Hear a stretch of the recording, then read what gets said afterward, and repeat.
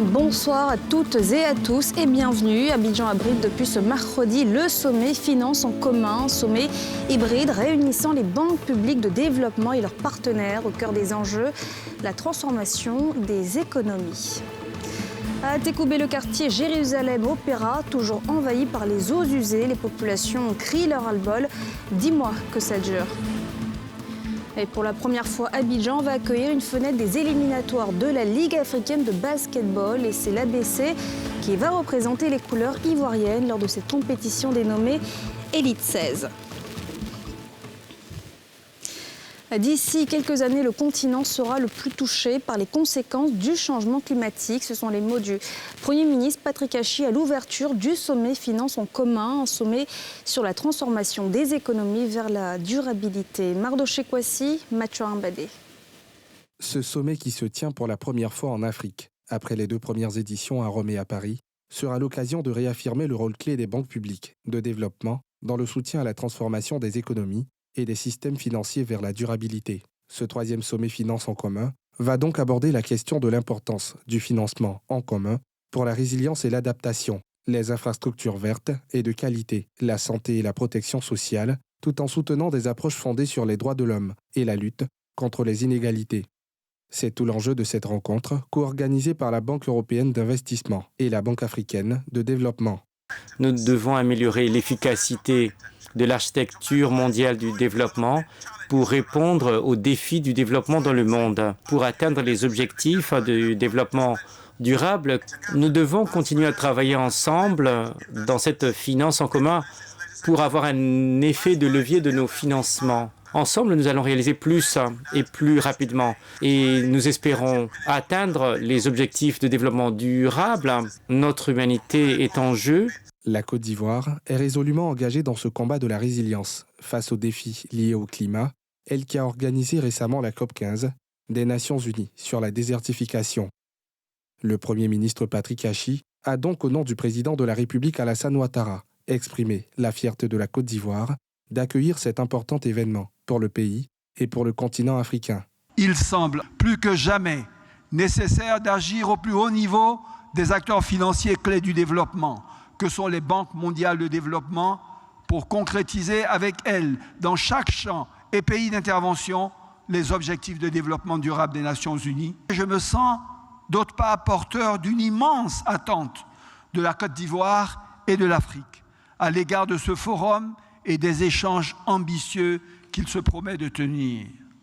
Car sur ce continent, qui sera le plus touché dans les prochaines décennies par les conséquences du changement climatique, la question du financement des transitions indispensables et des nouveaux modèles de croissance inclusive et durable est bien au cœur de tous les espoirs. Plusieurs communications et panels de haut niveau sont au menu de cette rencontre qui s'achève ce jeudi.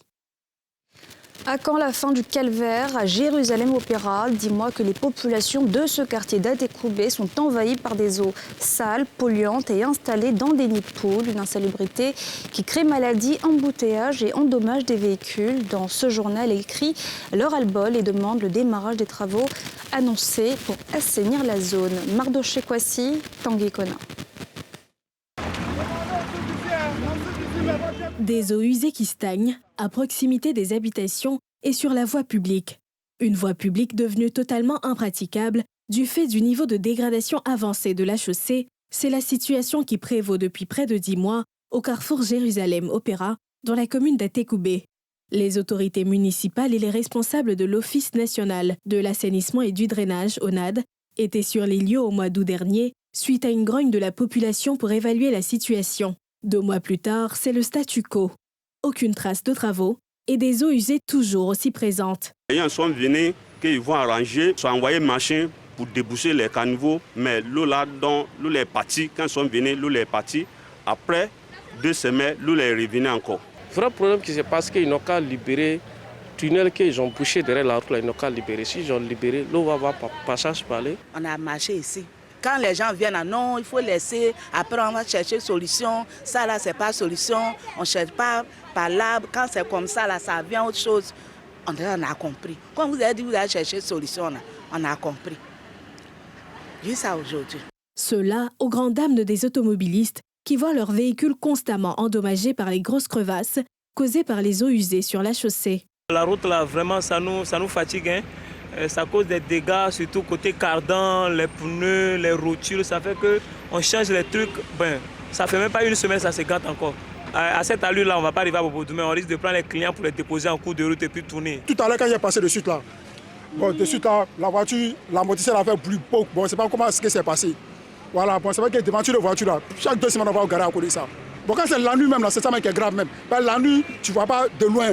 Où tu as tes rencontres qui ont tourné, c'est trop tard. Tu es obligé de mal freiner, tu tombes dans le trou. Matin, si vous venez ici, là, les embouteillages prennent jusqu'au couette, ça prend jusqu'au bateau. Embouteillage de ce trou-là. On est parti voir les autorités. Et ils sont partis voir les gens des motos, des pompes là, pour tirer l'eau. Ils ont tiré l'eau, le lendemain, ils sont tombés d'accord sur 100 000. Le lendemain, ils devaient venir faire le travail. Ils ne sont pas venus faire. Ils ont laissé ça comme ça. Voilà l'eau qui monte. Cette situation est due à l'obstruction de la principale conduite d'évacuation des eaux usées de la zone par des travaux de construction sur des terrains contigus au quartier. La solution au problème, c'est donc la libération de cette conduite, des travaux qui, selon les autorités municipales, sont du ressort de l'ONAD. À l'heure où je vous parle, nous sommes en train de faire des relevés techniques. Ils ont fini tout ce qui est métré et levé topographique.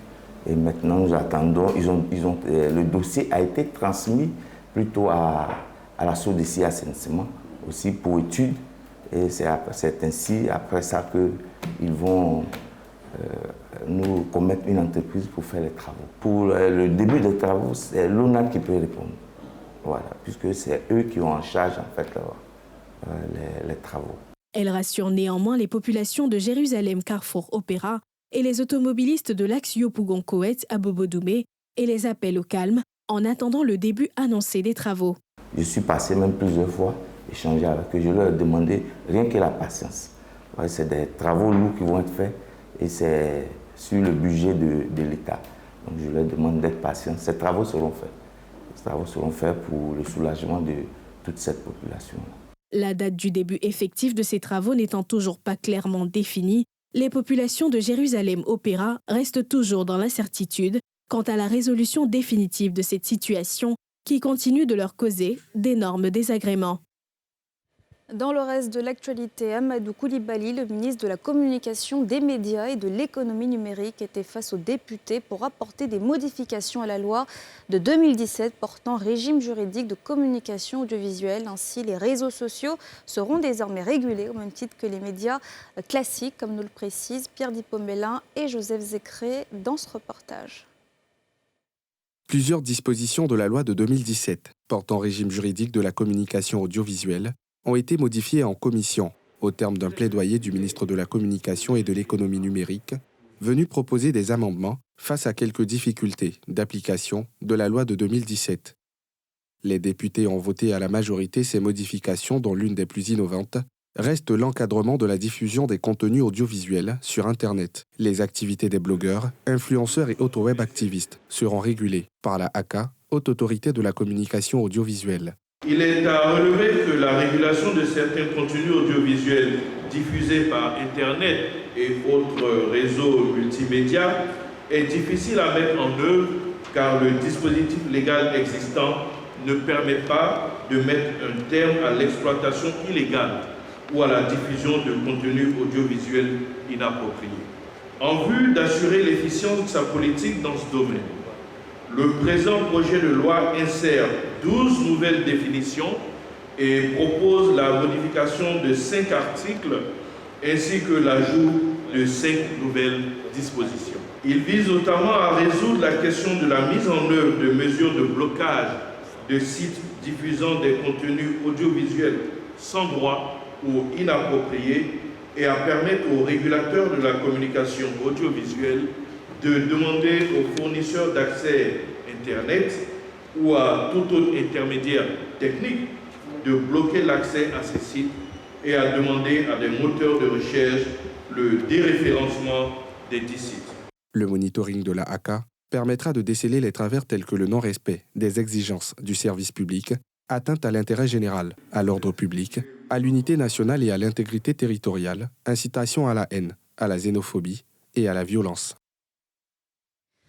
Hier marquait le jour commémorant la naissance du père de la nation. À cette occasion, l'ex-première dame ivoirienne, Marie-Thérèse Houphouët-Boigny, a été élevée au rang de grand officier de l'Ordre national. Un moment historique qui la lie davantage à son époux, selon celle qui fut surnommée, il fut un temps, la Jackie Kennedy noire. Nikema Moussa, Fulgence Kissiedo. Marie-Thérèse Houphouët est désormais grand officier de l'Ordre national de Côte d'Ivoire. Cette distinction à l'occasion de ce 18 octobre, marquant la naissance de son défunt époux, Félix Houphouët-Boigny, premier président de la Côte d'Ivoire, est selon la grande chancelière la reconnaissance de la nation vis-à-vis des valeurs que représente la bénéficiaire. Le président Houphouët-Boigny, qui fut l'un des premiers chefs d'État africains à voyager avec son épouse, a reconnu lui-même que vous étiez pour beaucoup dans la considération dont bénéficiait la Côte d'Ivoire dans le monde. Combien de jeunes Ivoiriennes avez-vous inspiré? Pour combien d'Ivoiriennes, sur plusieurs générations, représentez-vous le modèle à suivre? Vous avez mis la question de la condition de la femme et celle de la jeunesse au centre des préoccupations de la société africaine et ivoirienne. Aujourd'hui, votre personne incarne l'unité de ce pays, la concorde entre les Ivoiriens et la paix. Par ailleurs, la grande chancelière n'a pas manqué d'inviter les générations actuelles et futures à suivre le modèle de Marie-Thérèse Houphouët au profit de la Côte d'Ivoire. Pour la bénéficiaire de cette haute distinction, c'est avant tout un honneur mais aussi une invitation aux valeurs de paix, d'amour et de cohésion sociale. Ma joie est d'autant plus grande que ce moment historique me lie davantage à mon époux, à sa vie, à son histoire avec la Côte d'Ivoire. Mon sage conseil est que vous soyez tous épris de paix. Laissez-vous porter par la tolérance et le pardon pour garantir la stabilité durable dans notre chère nation. Aux générations actuelles et futures, je voudrais demander de cultiver également l'amour de la patrie, mais aussi et surtout le retour aux valeurs, les vraies, le respect d'autrui, le travail, l'amour de son prochain. Âgée de 92 ans, Marie-Thérèse Houphouët fut la toute première dame de Côte d'Ivoire, aux côtés de Félix Houphouët-Boigny, premier président de la Côte d'Ivoire. Elle accède ainsi à la plus haute reconnaissance ivoirienne.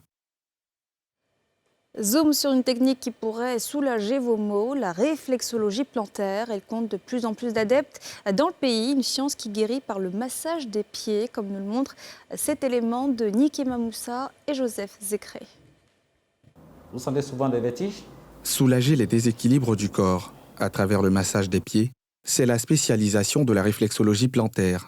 Pour cette médecine d'origine asiatique, chaque zone réflexe du corps correspondrait à un organe ou une glande qui se projette sur la plante des pieds. Selon le directeur de cet institut dédié à cette spécialité, la réflexologie est utilisée à but préventif et curatif. La réflexologie, c'est une médecine qui vient de l'Asie, qui consiste à apporter des soulagements ou la guérison à des patients face à plusieurs pathologies, mais à partir de la plante des pieds et des zones réflexes. C'est en même temps curatif et préventif. La réflexologie plantaire ne se pratique pas en marge d'une consultation médicale classique. C'est d'ailleurs à base de celle-ci que le diagnostic final est indiqué. La réflexologie ne remplace pas la médecine conventionnelle. D'ailleurs, quand vous venez chez un réflexologue, il va vous demander des analyses. Et c'est suite à cela que lui va appliquer, le traitement qu'il faut. Pour le neuroréflexologue, un toucher spécifique localise les tensions et les débloque. Extrêmement détendant, cette technique active la circulation sanguine au niveau des pieds, redonnant toute sa vigueur au corps. D'abord, avec le massage seul, on peut faire beaucoup de choses. Au toucher, je sens déjà le problème qu'elle a, donc je lui pose des questions et déjà je sais le problème qu'il faut régler. C'est comme si je suis en train d'envoyer un message vers l'organisme principal dont je touche et ça me permet déjà de régler tous les petits problèmes, histoire d'éliminer tous les déchets toxiques qui empêchent le sang de bien circuler pour aller vers ces organismes. Binaté Victoire est une habituée de l'Institut. Pour elle, c'est le meilleur moyen d'effacer le stress et toutes les contraintes de la journée. J'avoue qu'à l'entrée du massage, j'étais très stressée. J'étais stressée, j'avais quand même des problèmes de dos. J'avais du mal à soulever le pied, mais j'avoue qu'après le massage, je me sens bien, relaxée, comme si je n'avais rien. Ça m'a fait beaucoup de bien. C'est bien vrai que la médecine nous donne des solutions, mais je préfère tout ce qui est bio, thérapeutique. Donc voilà pourquoi j'opte pour GS Massage. Didier Gadou est également abonné à cet institut. Et après 5 séances, il dit être guéri de sa sciatique et continue de ressentir les bienfaits de cette médecine. Quand je suis venu à la première séance, M. Pierrot m'a consulté. Rien que par la poignée de main, il a vu que j'avais des bobos. Par la poignée de main, quand il m'a dit, bon, serrez-moi fort, puis bon, j'ai essayé de serrer, il m'a dit, bon, ok, vous avez un problème de sciatique, donc il a essayé de faire encore quelques petites analyses, là, puis bon, alors, il a sorti là, il m'a dit, bon, si je suis prêt maintenant, on va commencer la détox et puis faire un massage. Je lui ai dit que il n'y a pas de souci, j'étais partant. Donc quand il a commencé à masser, j'ai vu que ça n'avait rien à voir avec la kinésie, parce que c'était plus sur les nerfs et les muscles. Et surtout, il commençait par la plante des pieds. C'est là que j'ai commencé moi-même à prendre des renseignements avec lui. Et il m'a commencé à me donner quelques explications. Et quand je suis descendu, après la séance, c'était comme on va dire, par magie. La douleur a diminué, elle s'est estompée et puis 2 jours après, elle a disparu. La Côte d'Ivoire ne dispose pas d'école de formation en réflexologie. En moyenne, cette pratique requiert 4 années de formation et seule une poignée de spécialistes pratiquent cette médecine sur le territoire ivoirien. Du sport à présent, l'Abidjan Basket Club s'envole à Niamey demain pour participer vendredi à la première étape des éliminatoires de la Ligue africaine de basketball. Avant ce départ, les responsables du club champion de Côte d'Ivoire étaient face à la presse. Occasion pour eux d'annoncer que la Côte d'Ivoire va abriter en novembre la 2e phase de ces éliminatoires. Le reportage de Salifia Lekwe et Tanguy Conin. Abidjan abritera une fenêtre des éliminatoires de la BAL, Basketball Africa League, pour la première fois. Cette compétition dénommée Elite 16 est prévue du 14 au 19 novembre 2022 au Palais des Sports de Treichville et concerne le groupe E de la division Ouest. L'information a été donnée par les responsables de l'Abidjan Basket Club, le champion ivoirien qui représentera la Côte d'Ivoire sur cette scène. Il est important que nous puissions relayer cette information-là auprès de tous nos concitoyens, de tous nos compatriotes, pour que nous fassions une grande fête au Palais des Sports, la fête du basketball à l'échelle donc internationale, et que l'ABC, le porte-étendard du basket ivoirien, puisse sortir victorieux et qualifié à l'issue de cette phase-là. Avant cette date, les Fighters d'Abidjan s'envoleront jeudi, destination Niamey, au Niger, pour la première fenêtre. Ils affronteront respectivement le Stade malien ce vendredi 21 octobre, l'AS Nigelec le samedi 22 et l'Élan Cotton Basketball Club du Bénin le dimanche 23 octobre. Quelques heures avant ce déplacement, le capitaine de l'ABC, Stéphane Konaté, rassure. Le groupe a en tête les objectifs du club, qu'elle se qualifier. Et je pense que pour cette jeune génération-là, ils ont hâte de pouvoir jouer cette compétition. Donc, nous sommes très concentrés sur l'objectif. Et le plus important, comme j'ai dit, c'est de ne pas revenir en Côte d'Ivoire sans la qualification. Les Abidjanais, 17 fois champions de Côte d'Ivoire, avaient remporté cette compétition anciennement appelée la Coupe d'Afrique des clubs champions en 2005. La BAL, ou Ligue africaine de basketball, est une compétition de clubs de basketball en Afrique lancée en 2020 avec le soutien de la FIBA et de la NBA. Et voilà, c'est la fin de ce journal. Merci de l'avoir suivi. Retrouvez demain à 19h50 Evelyne, débat, excellente suite de programmes sur la nouvelle chaîne ivoirienne.